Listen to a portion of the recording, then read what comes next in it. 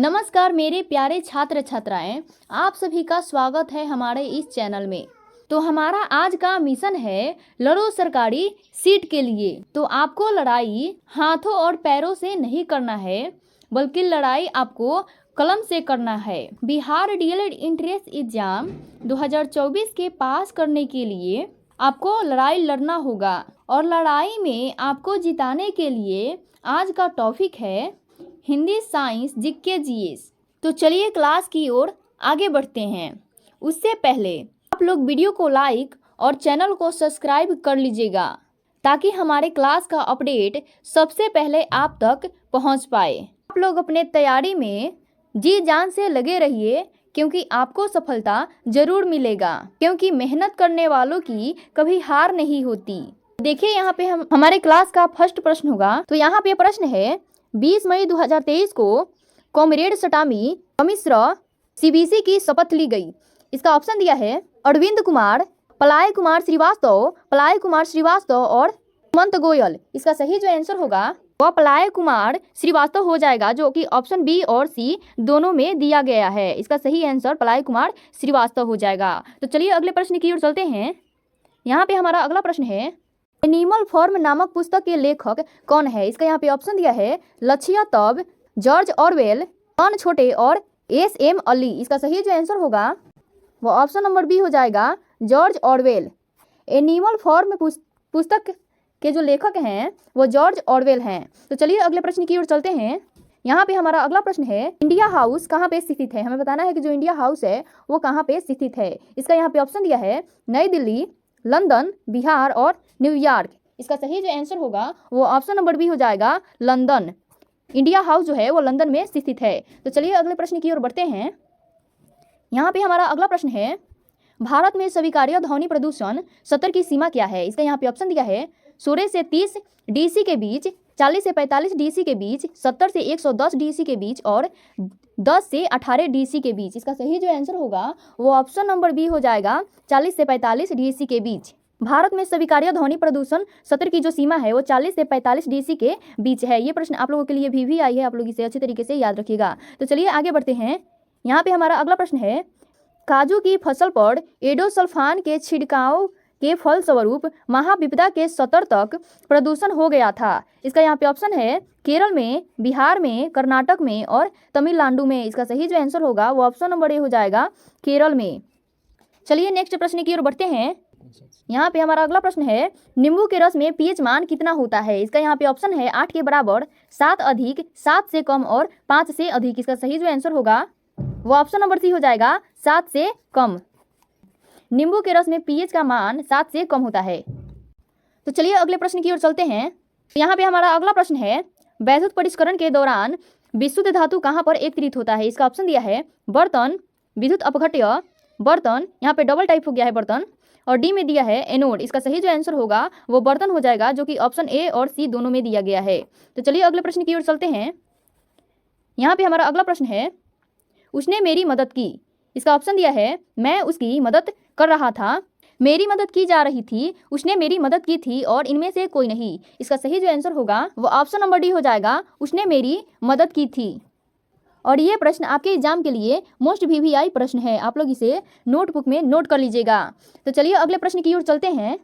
तो यहाँ पे हमारा अगला प्रश्न है सीमा पार प्रदूषण अम्ल वर्षा का कारण क्या है। इसका यहाँ पे ऑप्शन दिया है नाइट्रोजन ऑक्साइड और sulphur dioxide, carbon dioxide, hydrocarbon और कार्बन मोनोऑक्साइड। इसका सही जो आंसर होगा वो ऑप्शन नंबर ए हो जाएगा, नाइट्रोजन ऑक्साइड और सल्फर डाइऑक्साइड। सीमा पार प्रदूषण अम्ल वर्षा का कारण है नाइट्रोजन ऑक्साइड और सल्फर डाइऑक्साइड। ये प्रश्न आप लोग याद रखिएगा। तो चलिए आगे बढ़ते हैं। यहाँ पे हमारा अगला प्रश्न है आकाश गंगा मंदाकिनी सबसे पहले कौन देखी थी। इसका यहाँ पे ऑप्शन है गैलीलियो ने, मार्टिन सिम्त ने, मार्कोनी ने और न्यूटन ने। इसका सही जो आंसर होगा वो ऑप्शन नंबर ए हो जाएगा, गैलीलियो ने। आकाश गंगा मंदाकिनी सबसे पहले गैलीलियो ने देखी थी। और ये प्रश्न आपके एग्जाम के लिए मोस्ट वीवीआई प्रश्न है, क्योंकि बिहार पुलिस और डीएलएड एंट्रेंस एग्जाम में कई बार इस प्रश्न को रिवीजन किया गया है। तो चलिए नेक्स्ट प्रश्न की ओर चलते हैं। उससे पहले आप लोग वीडियो को लाइक और चैनल को सब्सक्राइब अभी तक नहीं किए हैं तो प्लीज़ अभी वीडियो को लाइक और चैनल को सब्सक्राइब कर लीजिए। ताकि हमारे क्लास का अपडेट सबसे पहले आप तक पहुंच पाए। आपको रेगुलर एकेडमी में फास्ट रिवीजन कराया जाता है, बकवास कम और पढ़ाई ज़्यादा। तो इसी के साथ चलिए अगले प्रश्न की ओर चलते हैं। यहाँ पे हमारा अगला प्रश्न है, निम्नलिखित वाक्य का सही अनुवाद चुने। एकता में बल है, इसका यहाँ पे ऑप्शन दिया गया है एकता में ताकत है, एकता ताकत है, ताकत पर एकता है। इसका सही जो आंसर होगा वो ऑप्शन नंबर बी हो जाएगा, एकता ताकत है। एकता में बल है, इसका सही अनुवाद जो होगा वो एकता ताकत होगा। तो चलिए इसी के साथ आगे बढ़ते हैं। यहाँ पे हमारा अगला प्रश्न है, निम्नलिखित में से कौन सा द्रव्य अधातु है। हमें बताना है कि इन सभी में से कौन सा धातु द्रव्य अधातु है। इसका यहाँ पे ऑप्शन है जल, जल, ब्रोमीन और जल। इसका सही आंसर जो होगा वो ऑप्शन नंबर बी हो जाएगा, ब्रोमीन, जो कि द्रव्य एक अधातु है। तो चलिए आगे बढ़ते हैं। यहाँ पे हमारा अगला प्रश्न है, यदि मल जल का पूर्णतः ऑक्सीकरण कर दिया जाए तो नाइट्रेट का स्वरूप क्या होगा। इसका यहाँ पे ऑप्शन दिया गया है नाइट्राइट, अमोनिया, नाइट्रेट और नाइट्रोजन। इसका सही जो आंसर होगा वो ऑप्शन नंबर सी हो जाएगा, नाइट्रेट। और ये प्रश्न आपके एग्जाम के लिए मोस्ट VVI प्रश्न है। तो चलिए आगे बढ़ते हैं। यहाँ पे हमारा अगला प्रश्न है, उस सही विकल्प का चयन करें जो वाक्य का सर्वोत्तम विकल्प हो।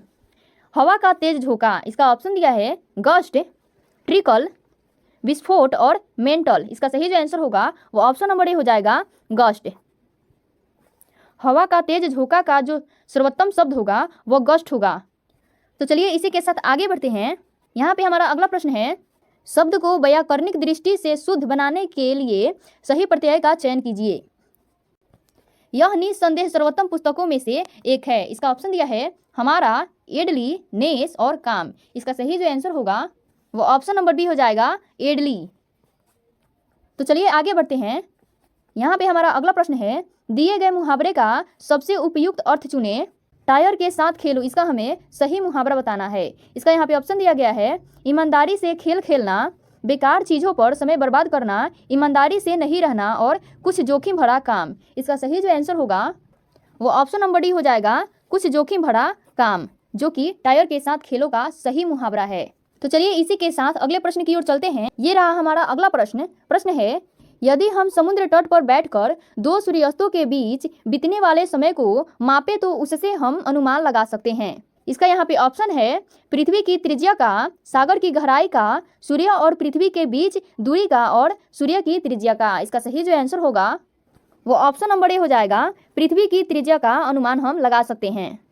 ये प्रश्न आपके एग्जाम के लिए मोस्ट VVI प्रश्न है, क्योंकि ये बिहार SSC के एग्जाम में 2 बार रिवीजन किया जा चुका है। तो चलिए इसी के साथ आगे बढ़ते हैं।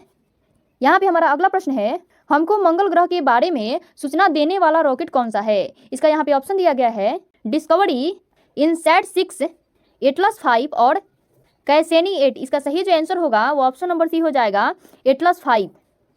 हमको मंगल ग्रह के बारे में सूचना देने वाला जो रॉकेट है वो एटलस 5 है, जो कि हमें मंगल ग्रह के बारे में सूचना देता है। ये प्रश्न भी VVI है, आप लोग याद रखिएगा। तो चलिए आगे बढ़ते हैं। यहाँ पे हमारा अगला प्रश्न है, औरंगजेब ने कौन से गुरु की तलाश की थी। यहाँ पे ऑप्शन है, गुरु हरगोविंद, गुरु गोविंद सिंह, गुरु अर्जुन देव और गुरु तेग बहादुर। इसका सही जो आंसर होगा वो ऑप्शन नंबर डी हो जाएगा, गुरु तेग बहादुर। औरंगजेब ने गुरु तेग बहादुर की तलाश की थी।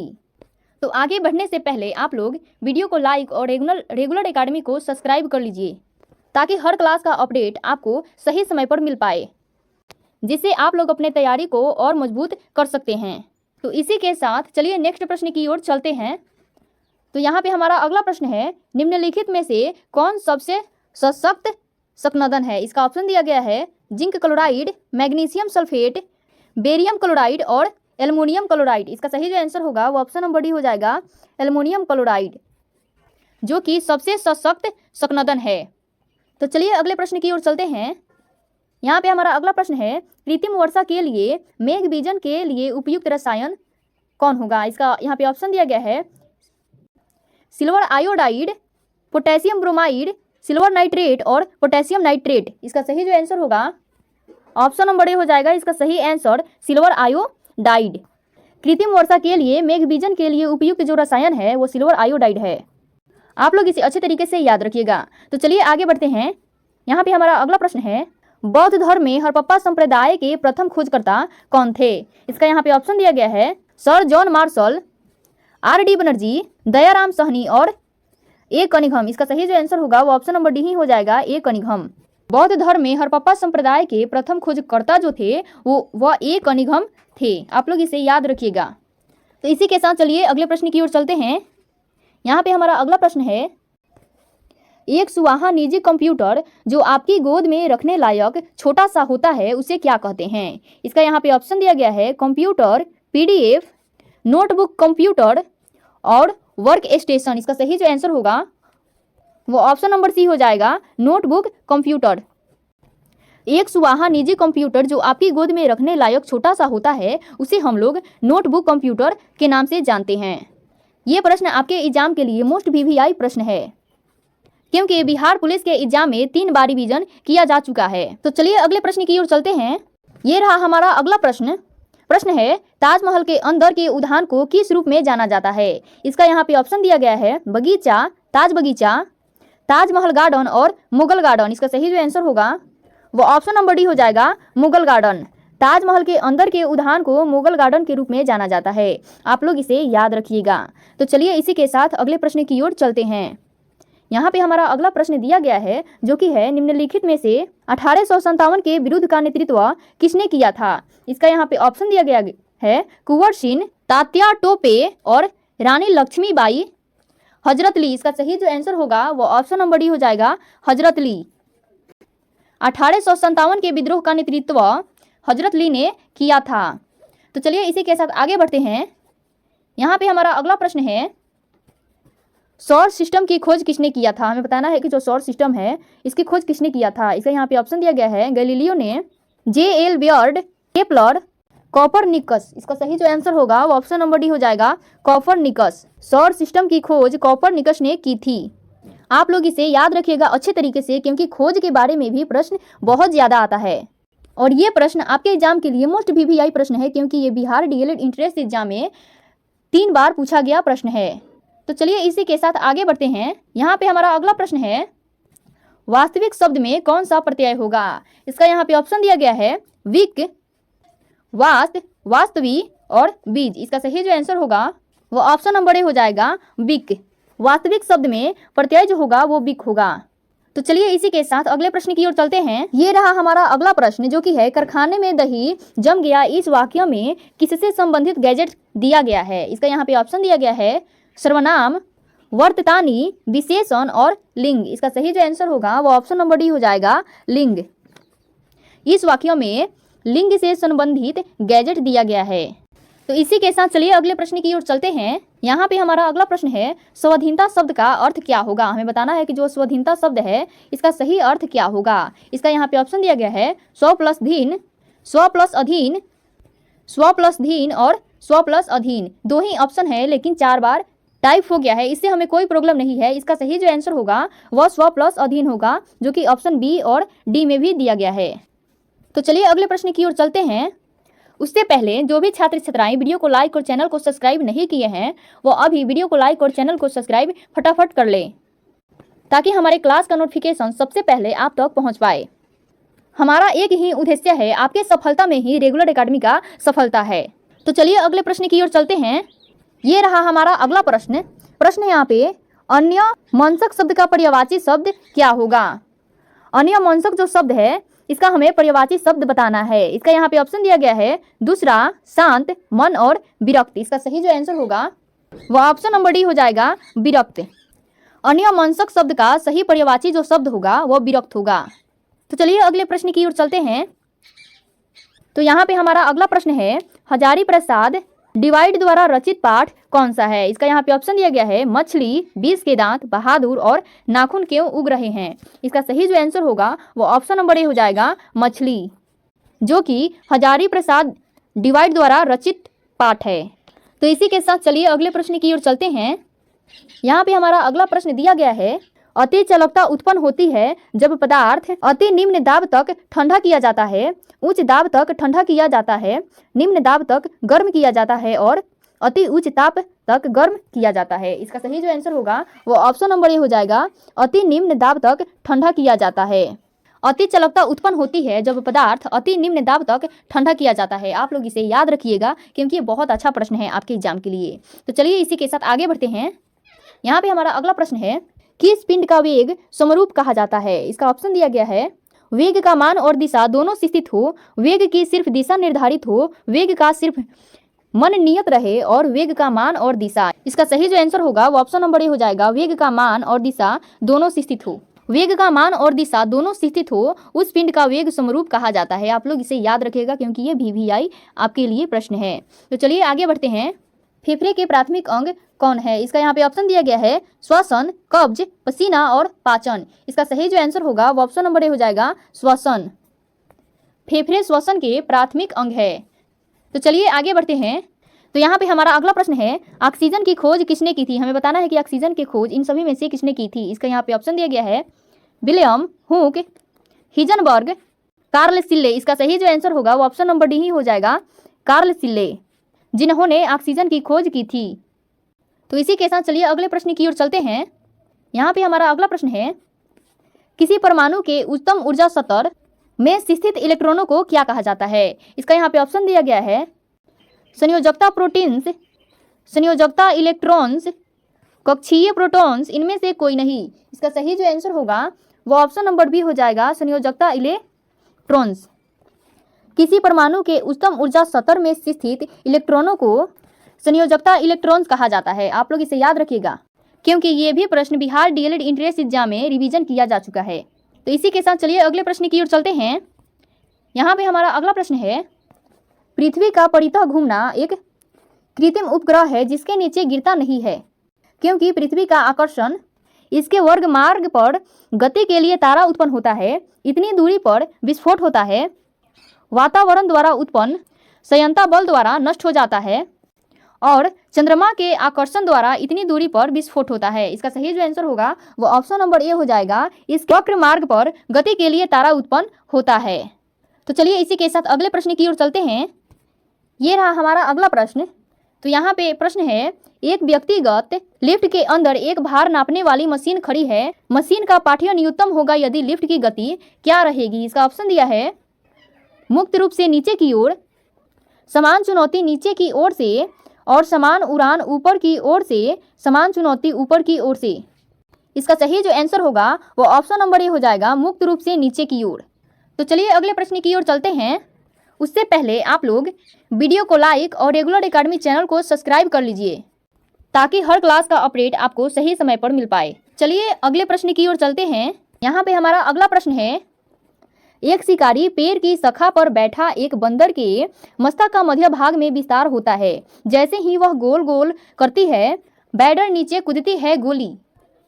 इसका यहाँ पे ऑप्शन दिया गया है, प्रभुत्व से श्रेष्ठ संबंध, निजीकरण से अनैतिक संबंध, बंधन से श्रेष्ठ संबंध और अन्यत्र से कोई संबंध नहीं। इसका सही जो आंसर होगा वो ऑप्शन नंबर ए हो जाएगा, प्रभुत्व से श्रेष्ठ संबंध।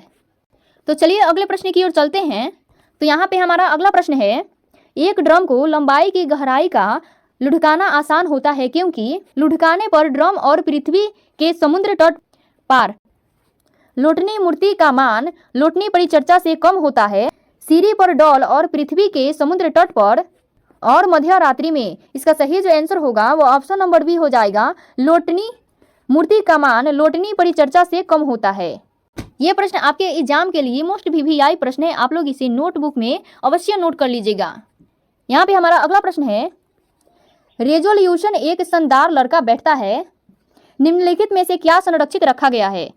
इसका यहाँ पे ऑप्शन दिया गया है, गतिज ऊर्जा, कोणीय संवेग, रैखिक संवेग और कोई नहीं। इसका सही जो आंसर होगा वो ऑप्शन नंबर ए हो जाएगा, गतिज ऊर्जा।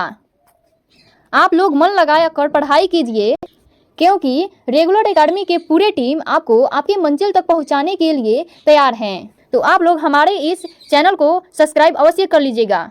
तो चलिए अगले प्रश्न की ओर चलते हैं। ये रहा हमारा अगला प्रश्न। तो प्रश्न है, नाक झील से मुंह खुलता है, इस लोकोक्ति का क्या अर्थ है? इसका यहाँ पे ऑप्शन दिया गया है, सिद्धांत से कार्य सिद्ध होता है, मुंह के बारे में बातें करना, एक ही बात पर भिन्न भिन्न कथन और अधिकांश बातें करना। इसका सही जो आंसर होगा वो ऑप्शन नंबर ए हो जाएगा, सिद्धांत से कार्य सिद्ध होता है। नाक झील से मुंह खुलता है, इसका सही मुहावरा सिद्धांत से कार्य सिद्ध होता है होगा। तो इसी के साथ चलिए नेक्स्ट प्रश्न की ओर चलते हैं। ये रहा हमारा अगला प्रश्न। प्रश्न है यहाँ पे, दिए गए शब्द का सबसे उपयुक्त एंटोनिम चुने। मेहमान नवाजी, इसका यहाँ पे ऑप्शन दिया गया है शीतलता, क्रोधी, सौहार्दपूर्ण और शिकायत। इसका सही जो आंसर होगा वो ऑप्शन नंबर ए हो जाएगा, शीतलता। और ये प्रश्न हमारी क्लास का लास्ट प्रश्न था। तो आज की क्लास में इतना ही, फिर मिलते हैं अगले क्लास में बिहार डीएलएड एंट्रेंस एग्जाम के टॉप क्वेश्चनों के साथ। तब तक आप लोग मन लगाकर पढ़ाई में लगे रहिए। जय हिंद।